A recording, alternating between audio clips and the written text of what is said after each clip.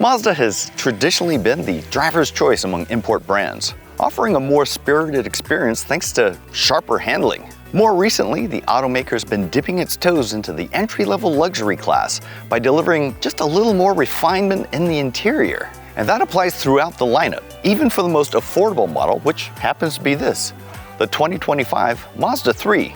Before we get into this review, do us a favor, hit those like and subscribe buttons to get all of our latest content.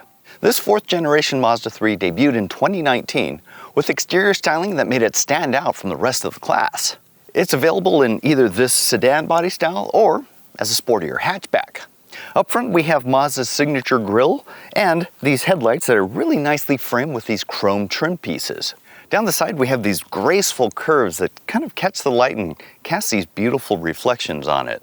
And I'm glad that it's a clean design that doesn't have any extraneous or unnecessary flourishes. Personally, I think it's the most attractively styled sedan in its class, but what do you think? Let us know in the comments below if there's something out there that's catching your eye. Under the hood is a 2.5-liter 4-cylinder engine that's good for 191 horsepower and 186 pound-feet of torque. A 6-speed automatic is the only available transmission, but because this is the Carbon Edition trim, this comes with all-wheel drive as standard, and that's pretty unusual for the class. Supporting models are front-wheel drive. Now those specs aren't all that impressive, but there is an available turbocharged model that increases output to 250 horsepower and 320 pound-feet of torque.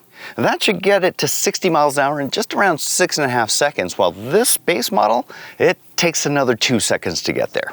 Overall, it's adequate, but it all comes together really well on the road, so let's go for a spin. When it comes to acceleration, this base engine is adequate, but really not at all impressive.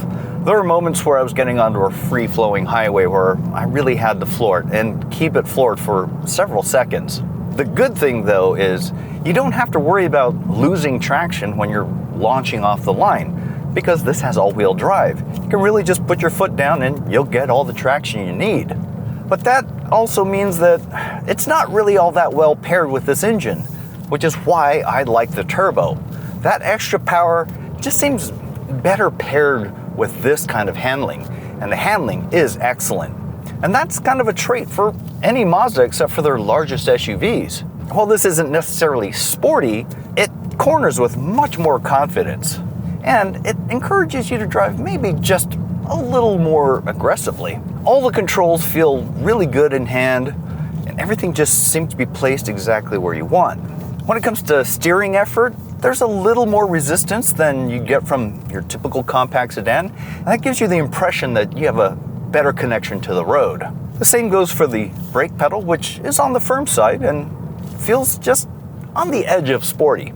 Now, ride quality is still quite comfortable considering how well this handles, but there is a noticeable amount of road noise on coarser asphalt, and on the highway I did hear a little bit of a wind flutter coming off the mirror here.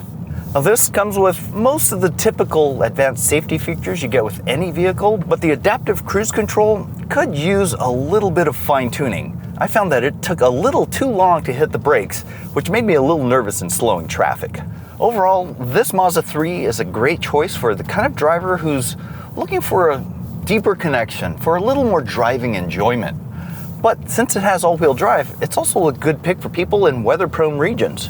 But that's it for my impressions behind the wheel. Let's pull over and talk about the Mazda 3's other defining characteristic, its interior.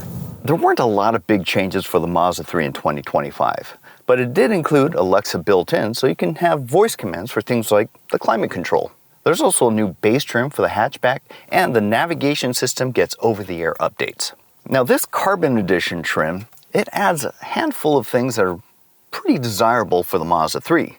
That includes standard all-wheel drive, wireless Apple CarPlay and Android Auto, a wireless charging tray, these beautiful red leather seats, and an 8-speaker Bose audio system. I have to say though, I'm not really all that impressed with the Bose system. Usually you're expecting a little more punch, a little more clarity, but it kind of sounded a little muddy and almost like I had a head cold. When it comes to the infotainment system though, it's a little hit, a little miss. The screen itself is kind of small for today's standards, but it is really easy to use, the graphics are sharp, and it's quick to respond. I also like that Mazda goes with a dial controller here. It's a lot less distracting than your typical touchscreen, and it's a bit of a reach to get to that screen. Now, past Mazdas have had displays that could be used as touchscreens, but only for Apple CarPlay. This time around, there doesn't seem to be any touchscreen use, so you really are stuck with the dial, and honestly, I'm good with that. The one area where the Mazda 3 really distinguishes itself from other sedans is the interior. It uses much nicer materials with real stitching, and yeah, sure, you get these leather seats with the carbon edition, but they look good, they feel good, and even though they're not all that well padded, they're really well shaped for hours of comfortable driving. The only area where I think maybe the materials could be a little nicer is the top door trim here, which seems a little more like vinyl than leather. When it comes to interior storage, it's about average. You have these moderately sized cup holders right behind the wireless phone charger. And you also have the sliding armrest, almost like how Volkswagen used to do. And the bin itself, well, it's moderately deep. Door pockets are on the small side, but you can still get your regularly sized water flask in there. When it comes to comfort and climate control, this Mazda 3 comes with heated front seats. One thing I'm particularly happy about is these physical controls for the climate. And that means you don't have to dig through the screen to do just the most basic of adjustments. It's a no-look proposition where you just kind of turn the dial to adjust it. And I have actually needed to adjust it up and down by 5 or 6 degrees. It just doesn't seem to be able to hold temperature when things get really hot. Here in the back seat, I have an adequate amount of space.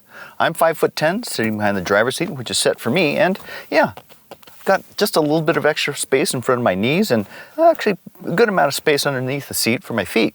Headroom, I've got maybe an inch or two above me, but yeah, it feels a little closed in back here, but that's pretty typical for compact sedans. Materials quality is as nice as the front though, with the same kind of vinyl-ish topper here and nicer materials than the rest of the door panel. Here in the center, you've got your typical cup holder and armrest, but also missing back here are USB chargers or auxiliary vents. The Mazda 3 can hold 13.2 cubic feet of cargo, which is comparable to other compact sedans. If you want more though, the hatchback can hold 20.1 cubic feet. The space itself is very usable, and you have these handy remote seat back releases so you don't have to go crawling in to get bulkier items loaded. The hatchback though is a better idea if you are hauling more stuff because it's more flexible and you can get bulkier items packed in there. Prices for the base Mazda 3 sedan start right around $25,000 and climb to $37,000 for the top turbo trim. This carbon edition model rings in right in the middle at $31,000. The supporting models are priced competitively against other Japanese sedans in their class, while the Hyundai Elantra and Kia K4 could save you a few thousand. This all-wheel drive model with the base engine is estimated at 30 mpg in combined city and highway driving. If you opt for front-wheel drive, you really only gain 1 or 2 mpg. The turbo model, however, is also all-wheel drive and is only rated at 27 mpg combined. Compared to other sedans in the class, those figures aren't all that great. It's also worth noting that all but the Nissan Sentra are offered as hybrid variants. Now when it comes to the only other all-wheel drive sedan in the class, the Subaru Impreza is rated at 29 mpg combined. All things considered, there's also a little bit of an obstacle when it comes to buying or servicing a Mazda. There's only about 550 dealers in the US, while Honda, Nissan, Toyota have between double and triple the amount of dealers. Now, if I were in the market for a compact sedan, the Mazda 3 would be my top pick. In reality, I'd switch to the hatchback for its sportier profile, and I would definitely go for the turbo engine. But what would you pick? Does the Mazda draw you in like it does for me, or is there an alternate that's calling you? Let us know in the comments below. As always, thanks for watching, and don't forget to hit those like and subscribe buttons, and we'll see you in the next review.